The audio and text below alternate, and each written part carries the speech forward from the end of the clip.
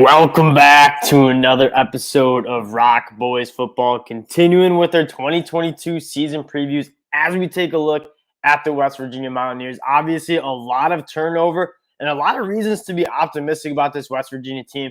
Most recently, JT Daniels committing to play for West Virginia for what it appears to be his final season of college football. Before we do that, I just want to thank you guys for all the support you've showed to the channel. We've been putting a lot of time into putting out these 2022 season previews as we are less than a couple months away from the college football season, hoping to get all the Power 5 teams done by that middle of August deadline. Appreciate you guys all tuning in, and let's start talking some West Virginia football. Neil Brown coming into his fourth season at the helm of this West Virginia team.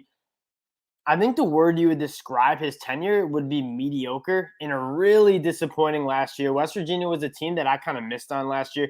They had a ton of returning talent on both sides of the football.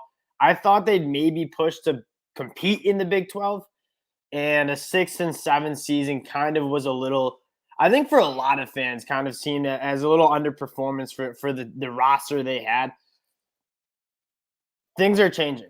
The first thing I want to know, obviously the JT Daniels thing is exciting. He's a player who's a former 5-star at USC, went to Georgia, looked good at Georgia, just couldn't stay healthy, and now he's at West Virginia. He's going to be an upgrade from Jarrett Dagey from last year, who also just drastically underperformed. But what I think is maybe just as important is Graham Harrell coming in and kind of revamping this offense that Neil Brown he's been the play caller for his first 3 seasons there. He's relinquishing his play calling duties and giving it to Graham Harrell. And I think that was largely the reason why JT Daniels decided to come to West Virginia. JT Daniels is a guy that wants to cook. He wants to be able to use his arm talent. And I think JT Daniels' skill set that he brings is very, very good for what Graham Harrell is trying to do. They like to throw the ball a lot. And if there's 3 things about JT Daniels that you really like in his game, he doesn't have crazy arm talent. He's not a crazy good athlete. But what he does is he's accurate. He's on time with the football. He doesn't turn the ball over too much. And he's always getting the ball out quickly. I mean, those 4 things is exactly what Graham Harrell wants to do. Get the ball out quickly to your playmakers, and let's see if we can make this offense a little bit more explosive than it was last year. So I think that is a really, really good marriage between JT Daniels and Graham Harrell, and I'm optimistic about how that quarterback position looks like. What you might worry about for West Virginia on that offense side of the ball is where are they going to get their explosive plays? They were a pretty consistent team last year. Like, they could move the ball, but what is really hard to do, especially at the collegiate level, is consistent drives that result in 7 points without hitting explosive plays. The best offenses in the country, they hit those explosive plays, those 45-yard touchdowns. West Virginia just didn't seem to do that in the explosive play metrics. They just bottom of the pack, and it was a good offense. Like, it wasn't a bad offense. It just didn't hit any explosive plays. So what we're going to look for right now is just which guys are going to step up and provide some explosive plays. I want to start at the running back position. Obviously, Letty Brown, he's a really good all-purpose back for West Virginia last year. He's out. Mathis is good. Tony Mathis Jr. I like. I mean, he was efficient when he got the ball last year. Lynn-J Dixon is a guy that I was very high on last year going into his season in Clemson, and then he just didn't touch the football at all. I don't know what it was. I know Dabo Swinney is famous for kind of getting players in the doghouse, and those players don't touch the ball, like Darian Kendrick that happened with. I don't know if that was the case with Lynn-J Dixon, but this is a guy that was really, really talented. I mean, I love what he's such a smooth runner. You didn't get to see a ton of him with Travis Etienne in the backfield, but when Lynn-J Dixon came in, really, really smooth with the ball, makes people miss with ease at the next level. I think he's a guy that when you're looking for some more explosive runs, some more explosive plays out of the backfield, I do think Lynn-J Dixon will be able to play a part in this. The wide receiver is probably the biggest question mark you have. Winston Wright was a guy that I really, really liked. He's obviously transferred to Florida State, also was in that car accident. So hopefully he's all good with that. But he hurts. That hurts to lose him because he was kind of an explosive kind of guy that you're looking for. And now you're looking at these returning guys, and you got a guy like Bryce Ford Wheaton. You got a guy like Sam James, who when I was watching them, solid college football players. Now I'm reading some of the beat reporters and what they're saying about spring camp. Caden Prather, he's the guy that I just kept seeing his name. He only caught for less than 200 yards last year as a true freshman. He's coming into his second year, and that's when you see the biggest jump for those players from their freshman year to their sophomore year. It's really hard to come in as an 18-year-old and be dominant. But this guy, from everything I'm reading, 6'3", 215 pounds, I want to say, really, really, really explosive, kind of freak athlete kind of guy. So we're going to be looking for him to kind of add that explosive nature to that offense. And then finally, we got to touch on the offensive line. The offensive line is very experienced. I think they underperformed last year from what I was watching, but they got a ton of guys that you feel really, really, really good about, starting with guys like Doug Nester, who's a Virginia Tech transfer from a couple years ago. Really, really good football player, one of the better interior guys on the offensive line.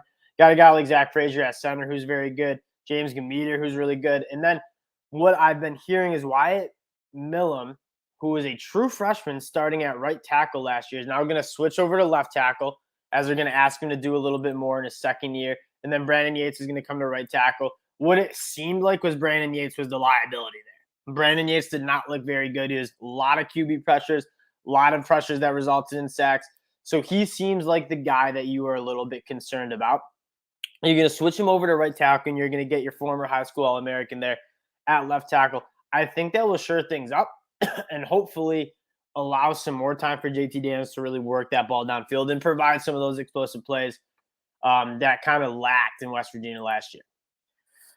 Taking a look at the defense, this is where the defense was the better unit last year from what I saw. I was actually really, really impressed with the defense.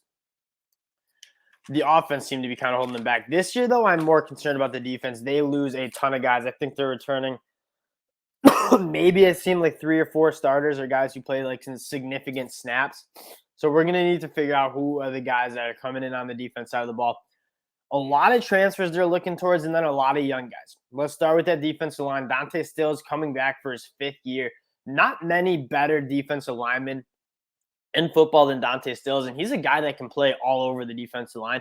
In terms of an NFL prospect, have some question marks about him. I think that's why he came back, because where is he going to play in the NFL? But we're not doing an NFL draft show. We're talking about college football next year. And this guy's one of the most productive, one of the most highly graded, and one of the most effective pass rushers in the country. And he comes back for his 5th year. I'd expect a 10-sack season, a 15 tackle for a loss season out of this kid. Very, very impressive every time I watch him. Now you lose Akeem Mesidor. I believe that's how you say his name, to Miami. That one hurts. Who's going to step up around him? I mean, they were 68th in sacks per game last year. The skill that this defensive line has certainly should be grading out higher than that. And so who are we looking for? Taj Alston's coming into, I believe this will be his 3rd year starting. He's got significant reps under his belt. Only 5 sacks last year. You're looking for maybe a little bit more of a bump from him. Jordan Jefferson's a guy that didn't play a ton last year, but when I saw him play, he was a dog. Like, he was really hard to move, kind of that stereotypical 0-1 tech guy. You don't move him very easily. He's a big dog. So what I'm thinking from that end is just we need somebody else outside of Dante Stills to step up and get some negative pressures, because when we're evaluating defense, the number one thing is how much havoc, how much pressure can he create in the backfield. That's how you get negative plays to get off the field and you get turnovers. I mean, look at a team like Georgia last year. That is how they had one of the best defenses we've ever seen. Just pressure on the quarterback, force him to turnovers, force him to negative plays. Looking at the linebacker spot, losing a few guys from last year who were kind of like the leading tacklers. A guy like Lance Dixon, he's a guy that I really liked. I actually wanted him to go to Michigan. Thought we had a chance at him when he was in the transfer portal. I think he'll be solid. They get Lee Koboga, I think that's how you say his name, from Syracuse. Everything I'm hearing is he's going to be really, really good at that Mike spot. And then a guy that's interesting is Jasir Cox, playing that spear position, that hybrid linebacker safety spot. Little brother of Jabril Cox, who also transferred from North Dakota State to LSU. Jasir kind of taking that similar route, transferring to West Virginia. I mean, if he's anything like Jabril Cox would be like it. That's the role I wanted to see Jabril Cox more in, kind of that hybrid safety linebacker role, because he was really, really good in pass coverage. I think he just struggled between the tackles taking up blocks. If Jasir Cox is anything like Jabril Cox, I haven't watched a ton of him. It's kind of hard to find North Dakota State film. He's going to be really, really good.